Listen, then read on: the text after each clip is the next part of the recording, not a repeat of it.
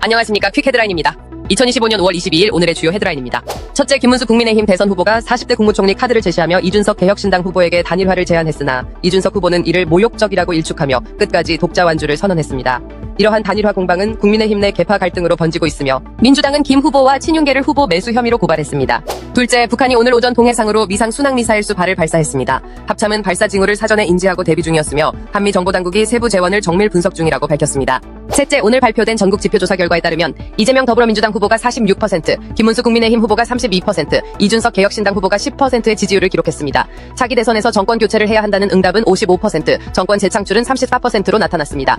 넷째, 함익병 개혁신당 공동선거대책위원장기 지기현 부장판사의 술자리 접대 의혹과 관련하여 제 나이 또래면 룸살롱 안 가본 사람이 없다고 발언해 논란이 일었습니다. 다섯째, 김문수 국민의힘 대선 후보가 대한의사협회를 방문해 하나님 다음으로 가장 중요한 분이 의사라고 발언하며 윤석열 정부의 의대 증원 정책에 대해 사과했습니다. 이는 의정 갈등을 봉합하고 의사들의 표심을 얻기 위한 전략으로 풀이됩니다.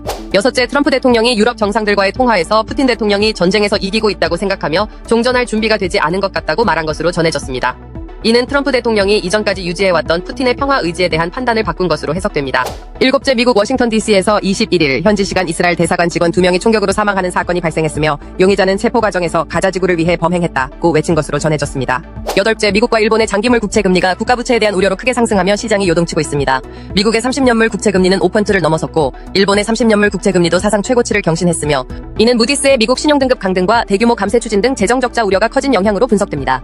아홉째, 트럼프 대통령이 백악관을 방문한 라마포사 남아프리카 공화국 대통령에게 공개적으로 백인 탄압 의혹을 추궁하며 영상 자료까지 상영하는 등 기존 정상 외교 문법을 또다시 벗어났습니다. 외신들은 트럼프의 리얼리티쇼식 외교가 각국 정상들을 딜레마에 빠뜨리고 있다고 지적했습니다. 마지막 10번째, 마크 카니 캐나다 총리가 과거 트럼프 대통령과 대립각을 세웠음에도 불구하고 미국의 차세대 미사일 방어체계 골든돔 구상에 참여하는 방안을 검토 중이라고 밝혔습니다. 이는 캐나다 안보 강화를 위한 실리적 판단으로 풀이됩니다.